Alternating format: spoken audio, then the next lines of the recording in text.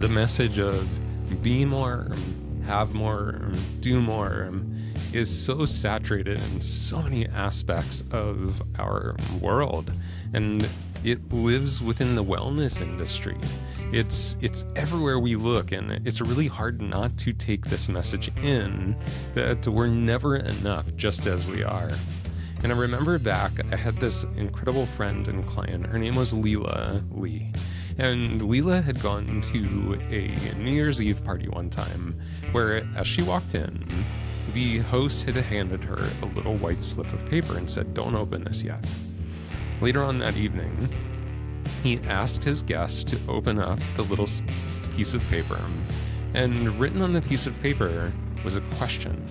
And the purpose was to have the party come together instead of each person having individual little conversations. And Leila's question that she received was so powerful, yet so simple. And the question was, what is enough? And this is a big part of what we're going to explore today on the podcast. And I couldn't think of anyone better to do that with than my friend, Virginia. Welcome to episode 12 of the Out of Step podcast. This is the podcast for those of you who live in this ecosystem of supporting other humans, the coaches, the educators, facilitators, therapists, social workers, those of you who support people on a regular basis, which honestly includes a lot more people than just what I've named off already. But especially for those of us who don't want to do this work from the typical framework. We want to maybe draw outside the lines a little bit. And my friend Virginia Terrill, who is my guest today, I think she's bringing such a fresh voice to this world of wellness because she doesn't overcomplicate it. And she's not following the dogma of we always have to be pushing and stretching and doing more and having more and being more. Virginia is the founder of Ethically Inclined Wellness and the creator of the self-collaboration approach to sustainable wellness. Through storytelling, mentorship, and nervous system-informed practices, she explores what it means to work with ourselves instead of against ourselves in a world that tends to often reward us for disconnecting from ourselves. Her work centers around ethical self-treatment, emotional honesty, and building rhythms of care that can actually hold in real life. Trained in wellness coaching and behavior change, Virginia is also beginning her master's of social work, and she is looking to deepen and expand the work that she brings into this world. So I'll make sure that there's links in the bio so that you can connect with Virginia. Let's jump in. All right, my friend Virginia, so excited to have you here. So let's drop in together. Just give me one word each for how you are today, mentally, emotionally, physically, and spiritually. Okay. Mentally solid. Emotionally careful. Spiritually open. And physically recovering. Those are my words. Nice. What about you? So mentally for me, I'm excited. Mm-hmm. Emotionally complicated. Physically centered. And spiritually curious. Nice. Mm-hmm.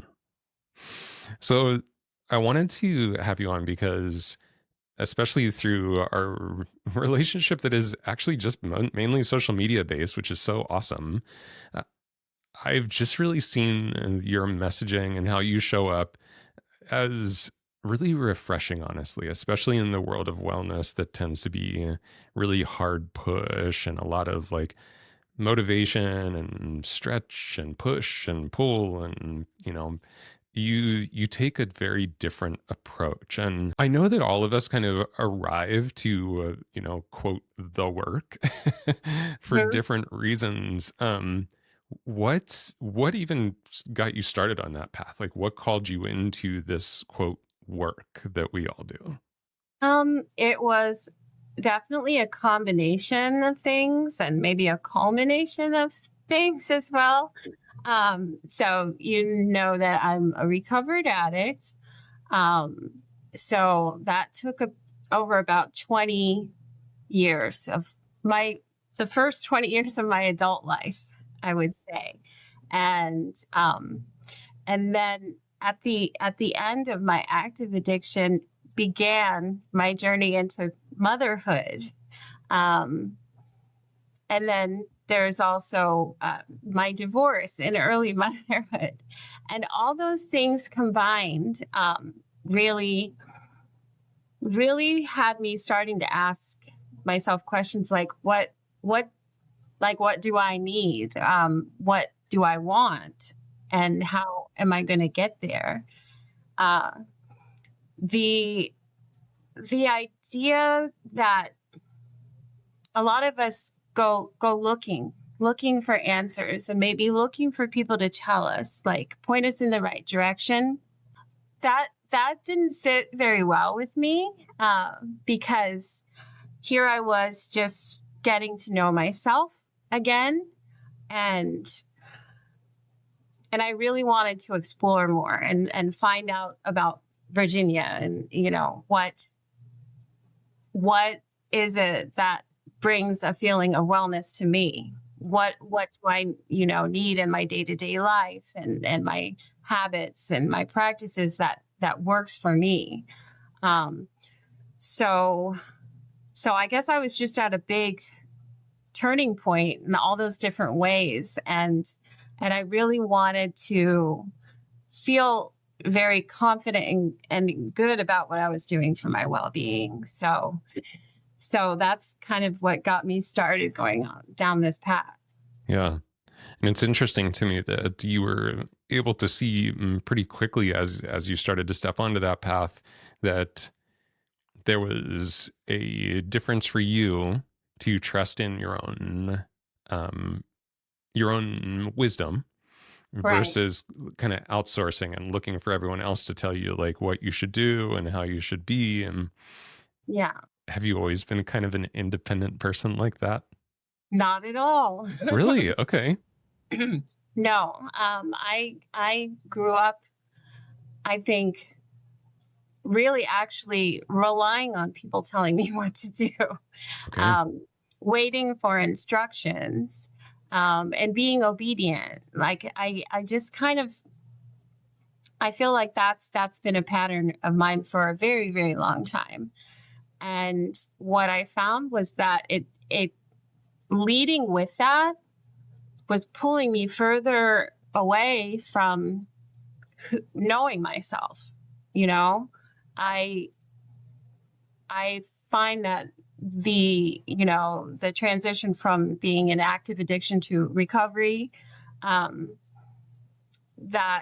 definitely presents an opportunity to get reacquainted with yourself. But I think I was even further detached because I wasn't really kind of curious about myself that way at all before. So, not to say that seeking wisdom from others is a bad thing. It's not at all. We need other people. We need community. We need guidance. We need mentors and coaches and just all kinds of people in our lives. But what do we need from them? First, we have to figure out, what do we need these people in our lives for? What, if we need help, what are we seeking? What kind of support is the support I need right now? Otherwise, I think that people will tend to get caught up, in a cycle of, okay, well, that person's help didn't get me anywhere, so I'm going to go to this person, or that product didn't solve my problem, so I'm going to pick another product. And if we start, here with ourselves and know what's fueling these decisions, I think there's a much better and much more sustainable outcome. Yeah. Wow. That sovereignty to like know that there's something within us to guide us, I think is unfortunately at kind of an all-time low within our society. And my wife and I were just barely talking about this. Actually, I had dinner with a friend last night, and we were talking about this same thing, where especially with kind of the rise of the Instagram influencer and the podcast influencer, um, we can basically kind of like farm out almost any aspect of our belief system, our thoughts, our behaviors to someone else that just looks like they have the answer because of a popularity or a following, or they just speak with a really loud voice and tell us, hey, this is the way things should be and this is how you have to be. Or they're really hot. Exactly. I mean, sometimes that's the reason. Totally.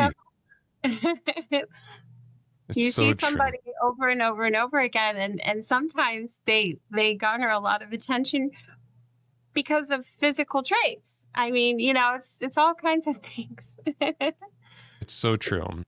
I love that you had the sense to, okay, well, I'm going to look within first before I go out there. And exactly what you said, what's the next product? Who's the next guru? Who's, that is going to fix my problems? And the marketing gods are really, really intelligent that way. They know that people are looking for that. So the promises of, well, here's the 5 easy steps to this. If you just do this, if you just do this. Yeah. What do you think allowed you to have that perspective and not necessarily get caught up in the like, well, I have to go find someone else to tell me what to do? I think that a large part of it was, this came at the time, I went and did training, wellness coaching training at a time where I was in the midst of getting a divorce. So that was 2.5 years ago. Yeah, 2.5 years ago. And what I was doing at the time, I was navigating a situation that I had never been in, never had been married before, never been divorced. So, and I was scared. It was a scary time. And so was looking Reddit to find other people in similar situations. And I was looking for, like, okay, what do people do? Like, where do I go? What do I, and while I was kind of trying to get in the know about the steps that I take in the type of situation I was going through, I realized that there's a lot people have to say about that particular experience, and not all of the advice was for me. And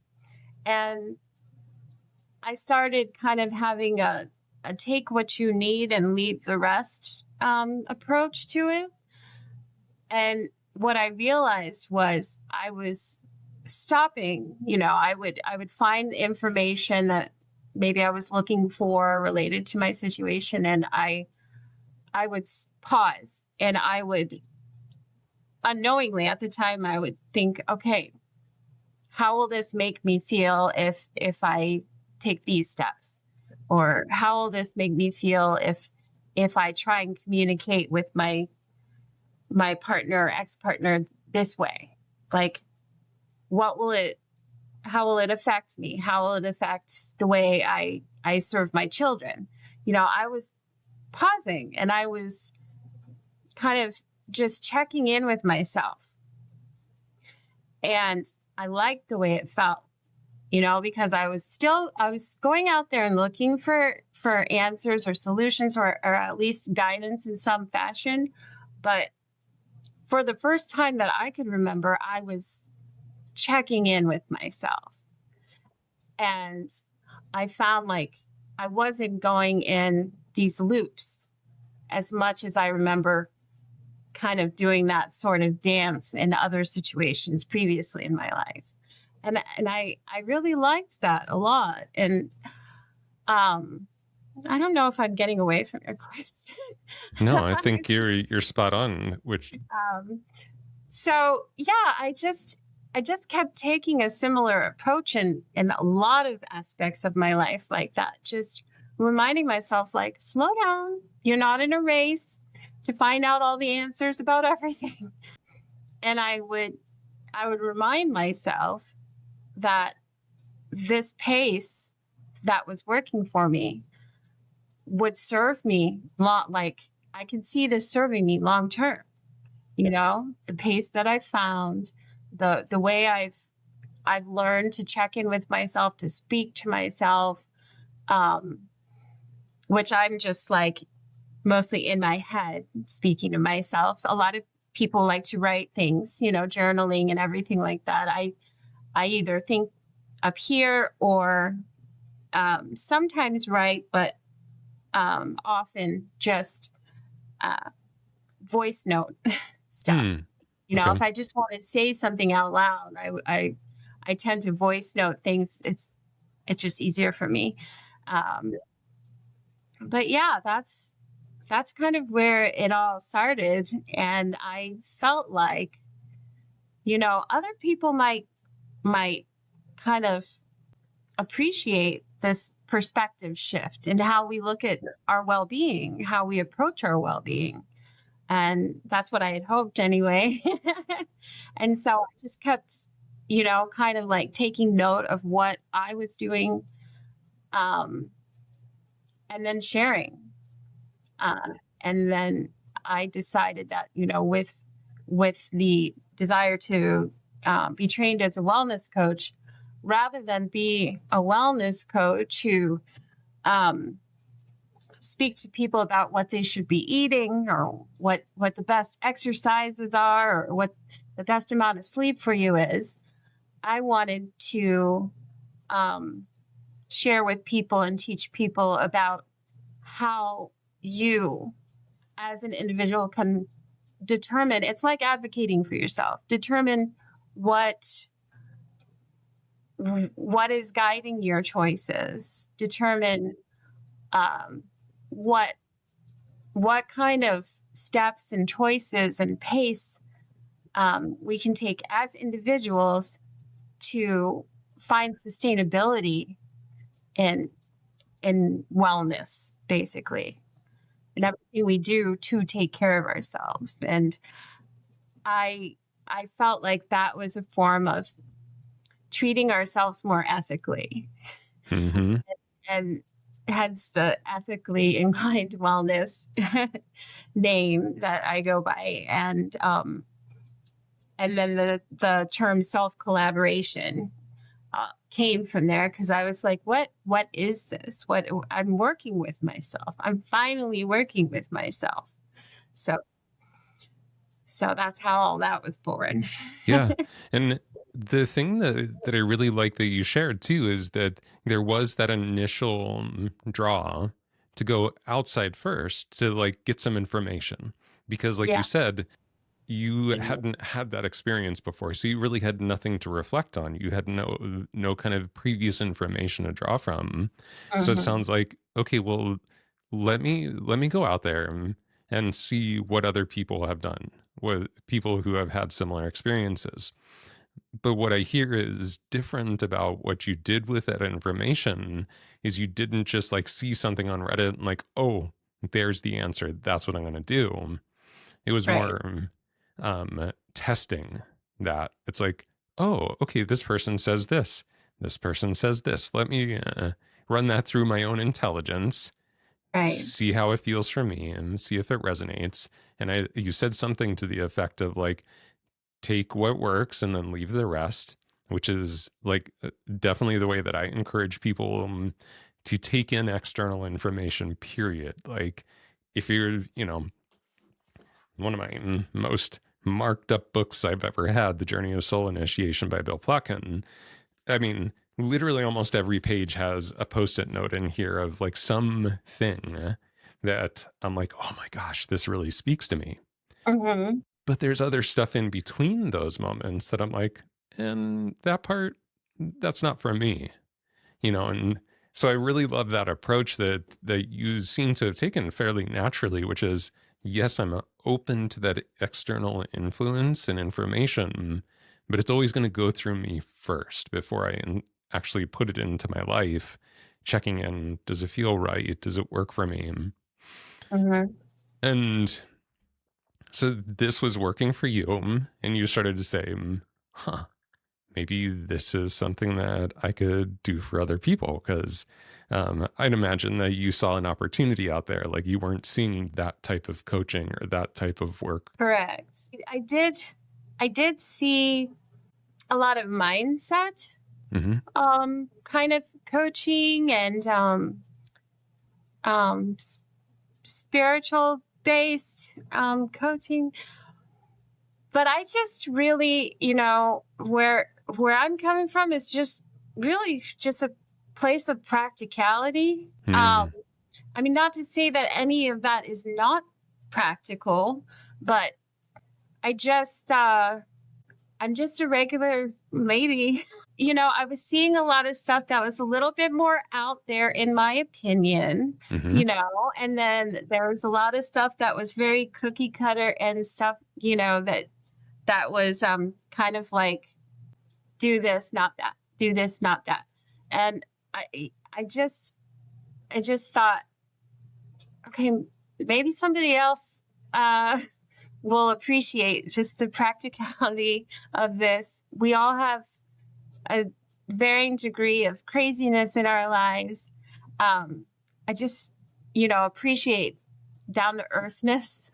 Yeah. And I know other people do too. So 100%. And it's honestly one of the things I really love about what I see from you, Virginia, is this very approachable, very real voice in this wellness world. Because it's actually kind of funny, because I even said this in my last email out. I was, continuing to promote my wayfaring method group. And for me, as I looked at especially coach training, I kind of felt just what you said. Whereas there was this side of the spectrum that was like the really almost kind of corporate, cookie cutter programmed coaching process. Just a bunch of skills and lists of different techniques and processes. Or if you weren't into that type of coaching, the other option was to go the whole way to the other side, which was like the super spiritual, very esoteric, which I also love.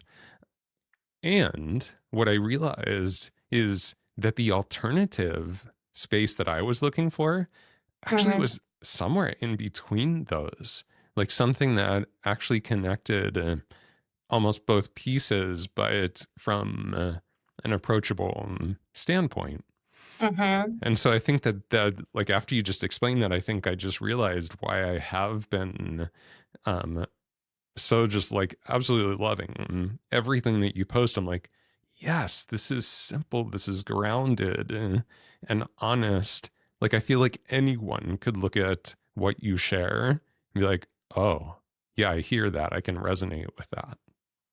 Thank you. I kind of feel the same about you. I mean, I don't know how long it's been since I found you online. I think it's been maybe a year and a half or something like that. And that is what I appreciated about everything you were saying as well. So, and I do also remember when you kind of were redefining things for yourself, and the process that you were sharing with us, everybody else, about finding that, and so yeah, it's nice to find people we relate to in that sense. It's just such a good feeling. Yes. So there was something that you recently shared, and there was something that really stuck out to me that I want to talk about. It just jumped out of the post this statement of, if you are feeling like I am the problem.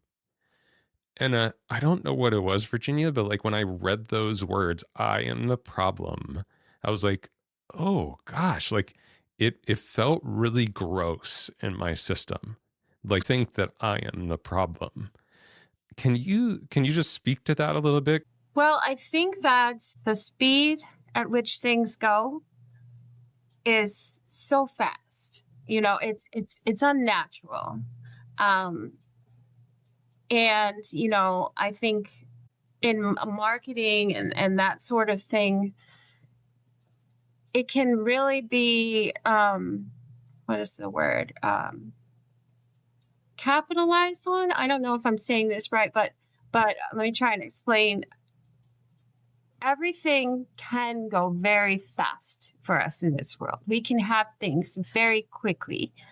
We can have things like done for you things, as like, for instance, I'm just going to make it like really basic. Like you can prepare a meal from scratch using ingredients that maybe you grew some of them, right?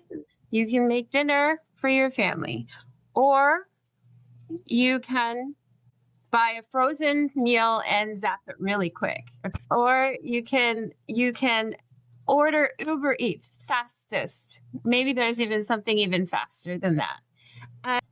And it almost, that's just an example, but the way things have come to be, it can almost make us feel like, what am I not doing enough?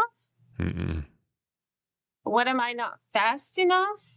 Or it could be, am I not keeping up enough? Am I not, just enough? Am I not enough? And it is very easy to start questioning that about ourselves. It's very easy to have that kind of seep into our consciousness and really think, what's wrong with me? What is wrong with me? And forget the fact that we are indeed human. Like, it's just such a complex experience. And yes, we live in a world with all this speed and technology and done for you stuff.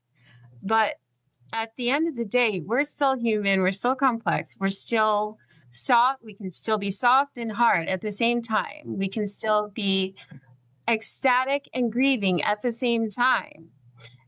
And sometimes when we get sucked into, the things that are just blaring at us, from media, or from just even hearing other people have a conversation about what they're doing in their life, it can really cloud our perception, and a lot of that "am I enough" questioning, I think, comes from all of that. And I myself, like, on a daily basis, still remind myself, hey, this isn't a race. I'll be folding clothes, and it's, I'll catch myself like, okay, hurry up so you can go and work out next, or hurry up so you can like sit down and rest. Hurry up. And then I'll, like, another part of me will step in and be like, no, it's not a race. Like, who are you hurrying up for? Who, did somebody tell you you're going too slow? And it's almost like something has seeped into me to make me, think, what's wrong with me? Am I not going fast enough? Yes. It's just ridiculous. So it's just, I find it like it's necessary to check in with myself.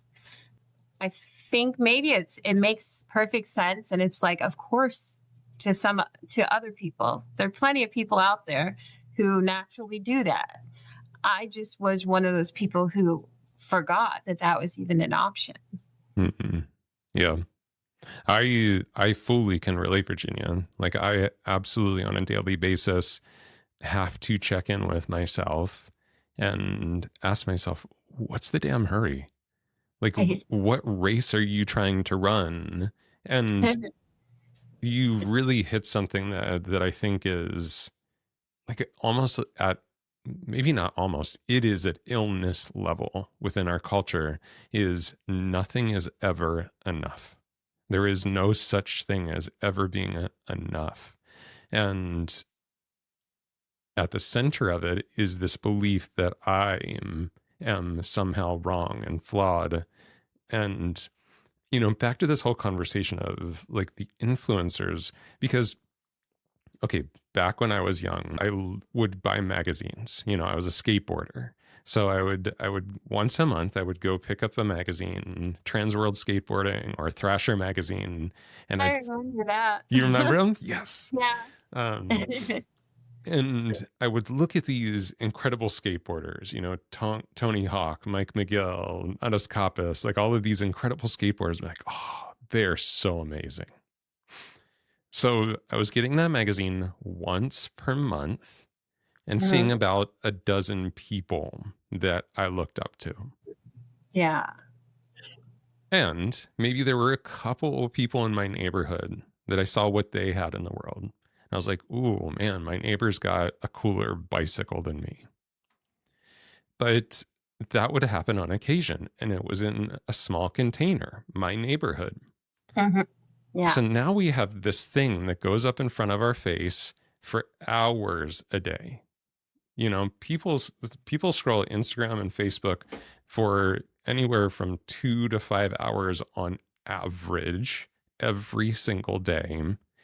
And that comparison mode is just totally unconscious. Like, we don't try to compare ourselves to everyone we're looking at, but the mind is naturally going to do it. And so I do think that, like, right now, like, I don't know a lot of people that would just be like, oh yeah, I totally feel like I do enough. I am enough. I have enough in this world. I'm perfectly secure just right where I'm at. I don't know a whole lot of people that feel that on a regular basis. Yeah. Yeah. It's definitely something I found that a lot of us have had to work back to, or rediscover maybe, or discover for the first time, because I remember a few years ago thinking, okay, I have 2 toddlers, and I was a stay-at-home mother. So I didn't have a job or anything. I was told by my former spouse that, hey, after they get in school, take your time. You'll find something that works for you. I'll support you like you've been supporting me by staying home with the kids. I remember thinking that I need to, if I'm going to actually break off from this relationship, if things are going to change in that way, I better figure out like childcare. I better figure out my job. I got to take a job anywhere. I got to, like maybe 2 or 3 jobs, like all this like wild thinking. And I was like, that's what people do. Right. And then I was like, whoa, slow down. And I was almost thinking that if I didn't do all those kind of things, that I would be judged for not working hard enough. And then I had to like really like sit myself down, so to speak, and talk to myself and remind myself that I am a very hardworking person. I am very devoted to my children. I do so much. I had to like run through my days and remind myself, what did you do? Like you did such amazing things today. Like, don't downplay that. Because it's really, like we've been talking about, it's really easy to start that whole comparison stuff and think that, oh, because, Susan across the street or whoever is, able to work 3 jobs and do all this stuff, but I should be able to do it too. but I'm not her. I'm me. And I need to stop looking all around here and come back to this first, and then make my decisions, like it just makes perfect sense. Yes.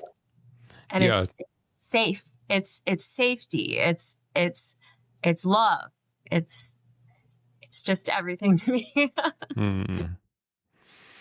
I love that place that you have found your way back to, like you said, this return, because I also kind of think of these things as return, because I think these are the things that are innate.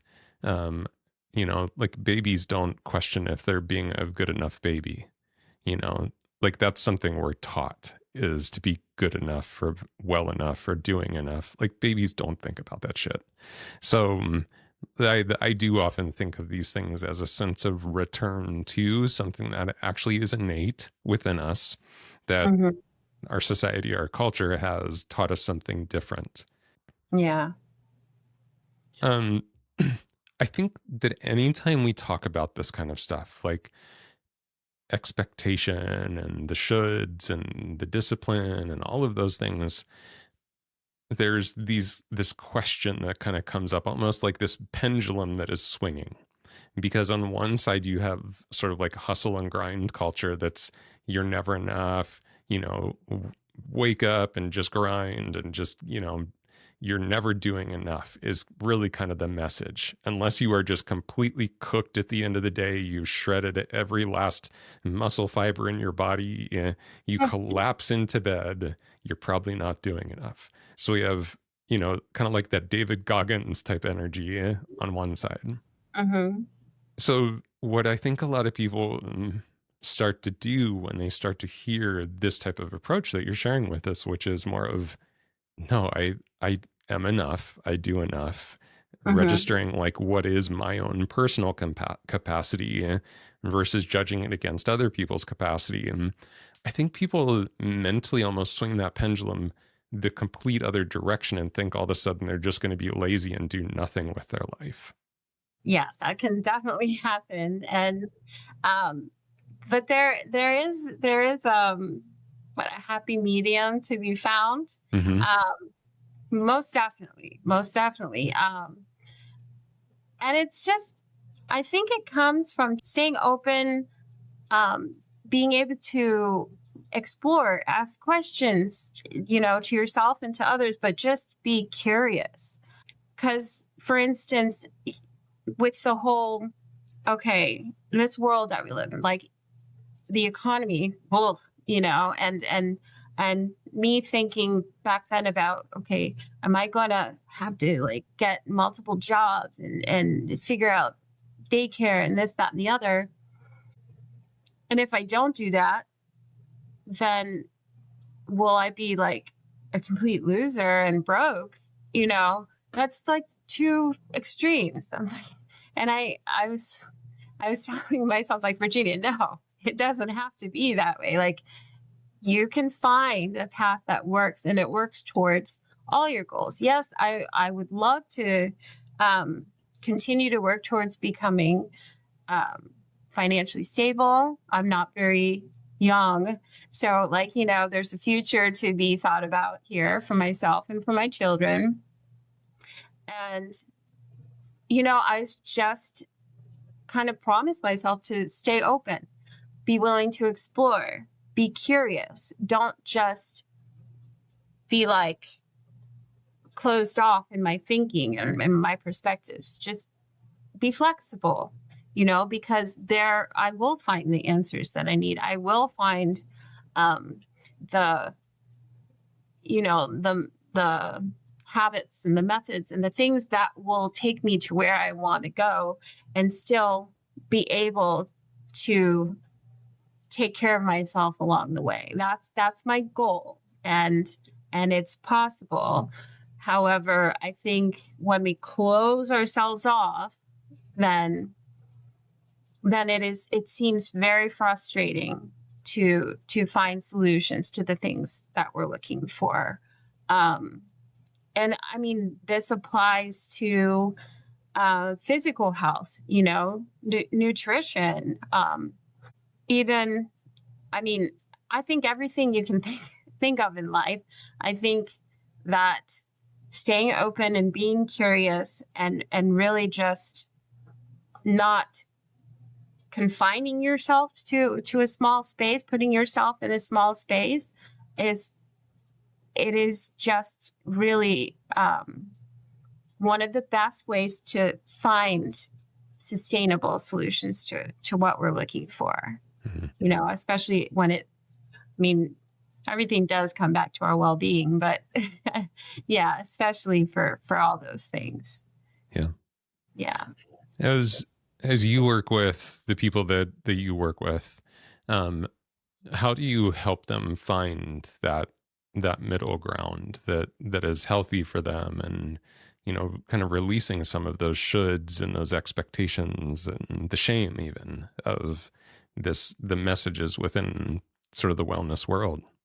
Well, a lot of what tends to happen is really asking a lot of questions, encouraging those people that I work with to ask questions, to also remember that whatever permission we're waiting for, like you say, if you're a client of mine, like I need to remind you that you don't need permission from me for anything. You give yourself permission, to do all the things that you want to do. I am more of a teacher of how to honor the different parts of yourself and pull all those things together so that you are really using your values, your ethics, your everything that you have within you as your compass, not to rely on external factors as that compass, because that it always seems to come back to that. It always seems to come back to the fact that a lot of us are using external motivation. And once you reevaluate that and shift that perspective, things flow so much better. And the things that were kind of like troubling us, like, well, why have I not been able to get, my sleep in order for all these years? Why is it that everything I try is still, my sleep is still effed up, like, why? And then we go back to, well, what have you been doing? Well, I was told that this supplement would be the right thing. I was told that if I, eat at this time and this time of the day, that would help me. I was told. I was like, did you ask yourself, if you feel like this was the right fit for you? Did you kind of like think about the other factors in your life, and would the solution you were using, would that mesh well with the other factors in your life?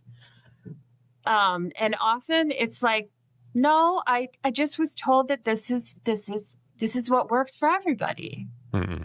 So it's a lot of unlearning that we do, to be honest. Like, it's a lot of unlearning and a lot of kind of coming home to ourselves, and then learning to, be our own best partners. I really love that.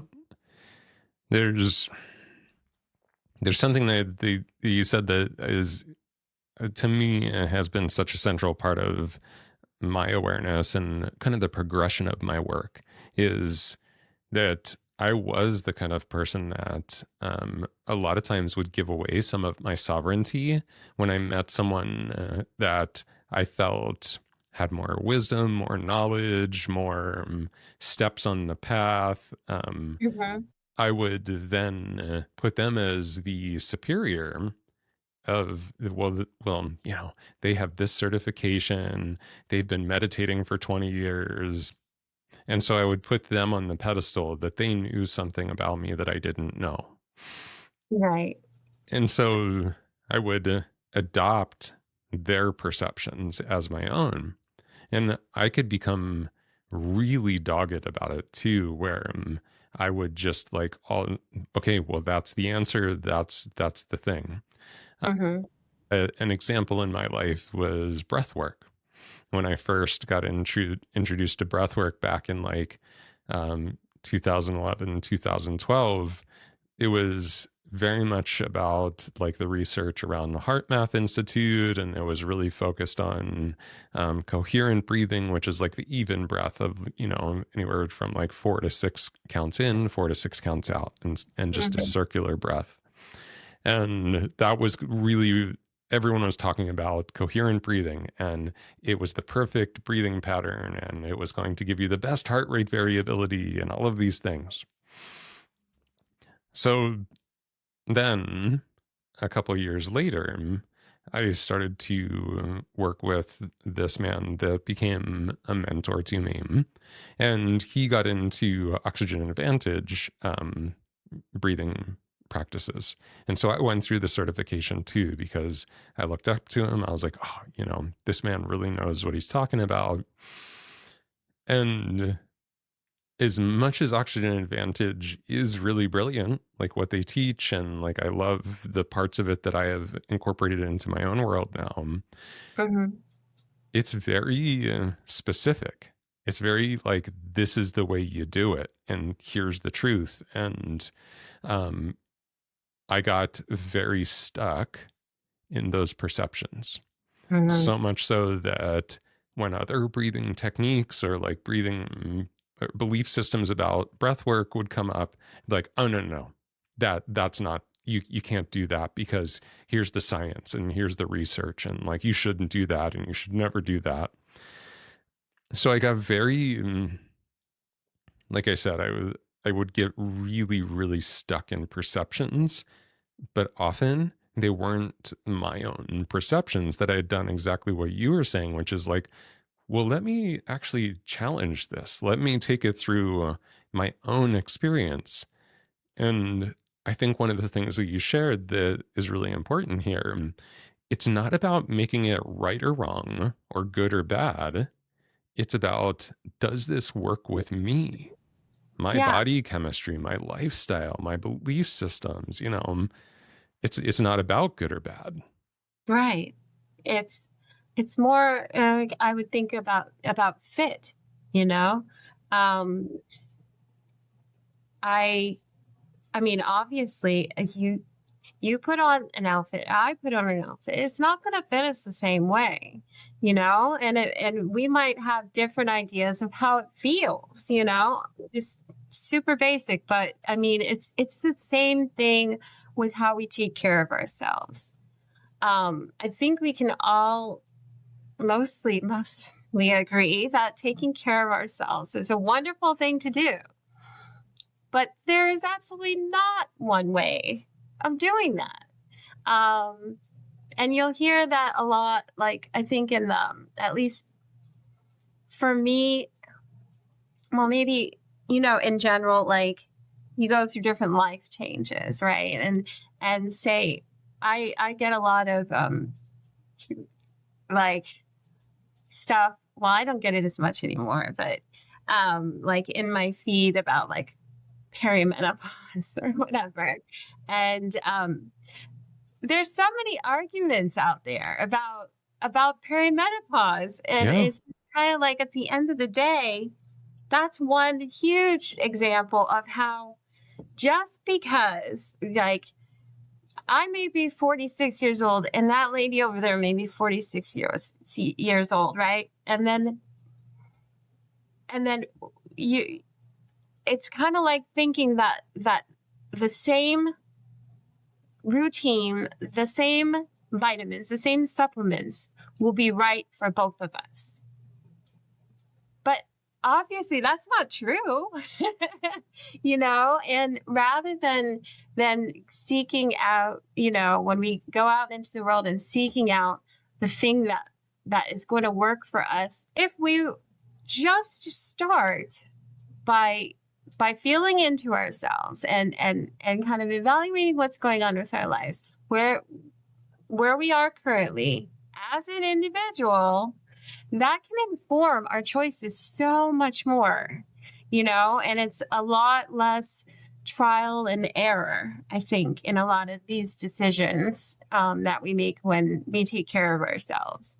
And even when we try things that don't end up working out, like if I found that if I have, really tried to make a pretty well-informed decision and really stopped to consider a lot of things about my life and my current situation before I go into something new, even if I made a choice that didn't work out, I kind of take that a lot better. Like, as opposed to thinking, damn, like that's really such a waste of my time that I did that, or such a waste of my money that I did that. Instead of having that kind of reaction if something doesn't work out or I don't get the result that I want, it's not that serious. Like, it's kind of like, okay, it's okay. Because I'm a step closer to where I want to be. That was not a failure. This is part of my process, and I'm getting there. I'm getting to where I need to be. It's a totally different way of responding to stuff than I used to experience, and I've had a lot of people kind of share the same with me, the same kind of experience. Yeah, because the failure is just information, right? Like, okay, right. Well, yeah, I made an informed decision and I didn't get the response that I wanted. So that's really good feedback because I know what led to this result now. And so now I can use that information to make a different choice or a different concept. There was one other thing that you recently shared that really spoke to me. And I think, again, like, this is something that we hear a lot of. Like, every time I hear about just any type of progress, you often hear this word consistency then. Oh, you have to be dedicated, you have to be devoted, you have to be consistent, you have to be all of these different words, right? And you said something to the effect of consistency looks different on different days. How do we find that balance? Because I do see that some level of consistency, some level of devotion in my life has been really important. And also I've gotten way too extreme with that too, that it actually felt almost abusive. Yes. Thank you for, like that whole, it almost felt abusive thing. Like, I can totally relate to that. Yeah. Consistency can look different on different days. Let's say we're talking about exercise. I'm a person who I have some goals physically. I want to build my strength. I had been wanting to, reduce my body weight, or at least, I knew my body weight would go down if I reduced my fat, increase my muscle, etc. And a lot of people in the same position with physical goals like that may have the impression that you need to work out at least 5 days a week for at least X amount of time. And it can get way more rigid than that, of course, and feel guilt over not making it to the gym or doing whatever exercise you said you were going to do. But the thing is, it's not that you're inconsistent if you started out thinking that you were going to work out 5 days a week for 45 minutes a day. And then 3 weeks in, you worked out 2 days for 30 minutes each. Now you're feeling all terrible about it, right? Because you think that you weren't being consistent. I disagree with that. I think that if you're going to have to adjust what you're doing for that particular goal, because life happens, because things change from week to week, from day to day, but you still have that same goal and you have not retreated from that. You still have that vision. You still know why you want to keep pursuing that goal. Missing a few days did not make you quit. I don't think that's inconsistent. I think it's a flexibility that we all require. You know, there may be some people who can have something rigid going on and keep that up. Okay, maybe their lifestyle allows for that. So as far as I'm concerned, yes, consistency can totally look different on different days. That's just the nature of life. But if you let those changes kind of lead you to giving up or saying I failed, then there are more questions to be asked, and more things that you might want to look at and ask, well, why am I feeling that way? Because I just don't think we always give ourselves as much grace as we deserve, especially when it comes to taking care of ourselves. I think if we kind of impose others' rules on ourselves before really examining where we're starting at, it's not a caring way to treat ourselves at all. And I just always like to encourage others to just really remember that care, it's not about just all other people around us treating us with care and kindness. Like, that applies to the self too. Like, don't forget that. That's like number one. Yeah. I see it really similarly, Virginia. And to your point, the one thing that we really can't control is life's influence. Right. We can't control when the urgent call that a parent or a loved one or something like that needs our help for this week. And so if my sense of personal value or my sense of security within myself is so locked into, but wait, I can't make it to the gym my 5 days for 45 minutes, then that to me doesn't feel healthy. Right. But if it's like, okay, life has given me this, I'm not going to give up on this aspect of my life. You know what? I think I can maybe make it and still do Tuesday and Thursday. And that's going to be enough this week, while this other part of my life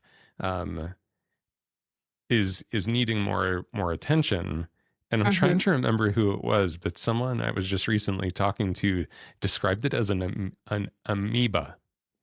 What an amoeba looks like.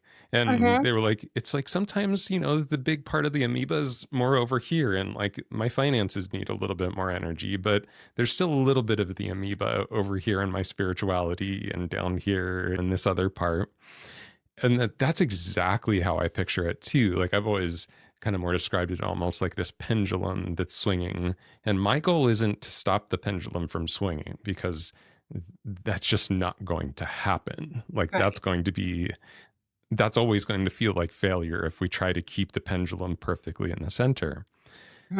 But if I get better at not letting the pendulum swing so far out of harmony with everything else, then that's where I feel consistent. Like, I really am a pretty devoted human. I have very specific daily practices that are really very consistent. I feel no guilt anymore when I wake up on Saturday morning and I go, snuggling in bed with my puppies and my wife, sounds way better than getting out of this bed and like going and doing my, movement practices and my meditation and all that stuff.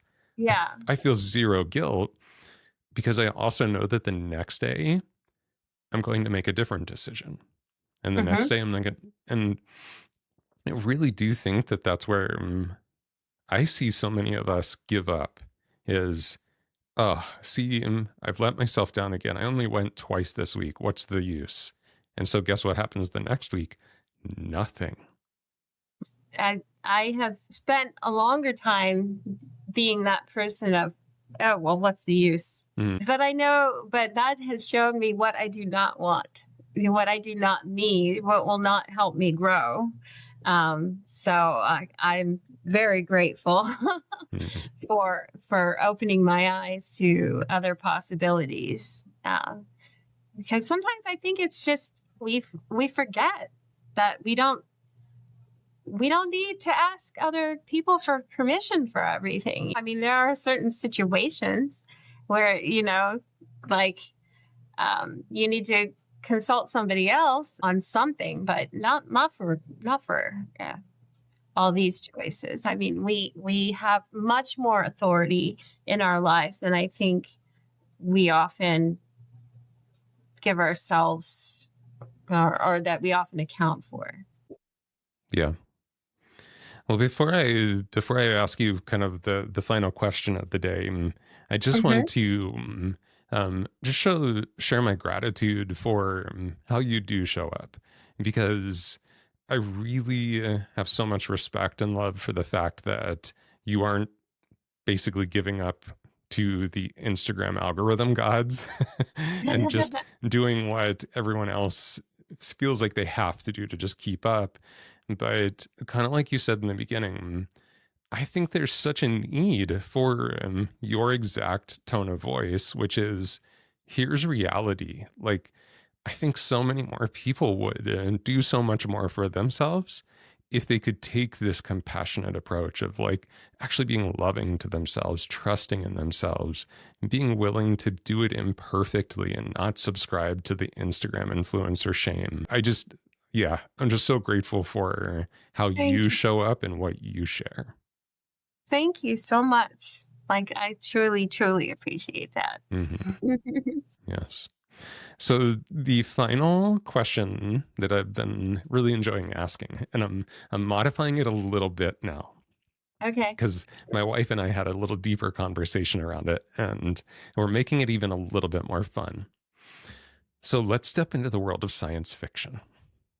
Okay. If you could step into some type of machine and go back to whatever time period in life, you could go back to when you were, a teenager, you could go back to when you were in college.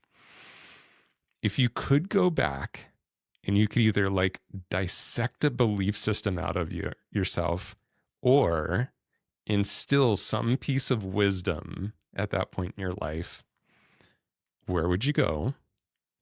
And what would that be?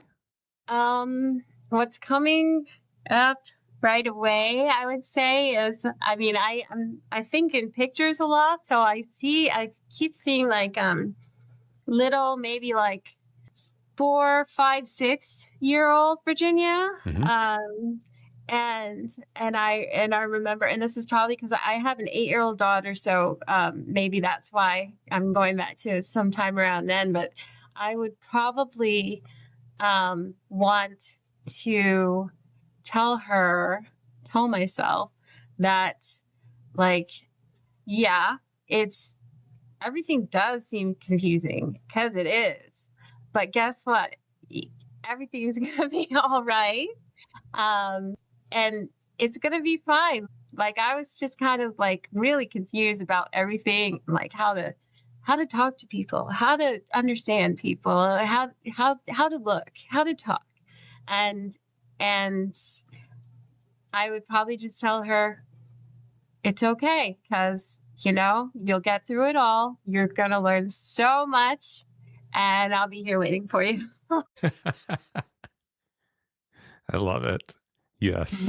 So awesome.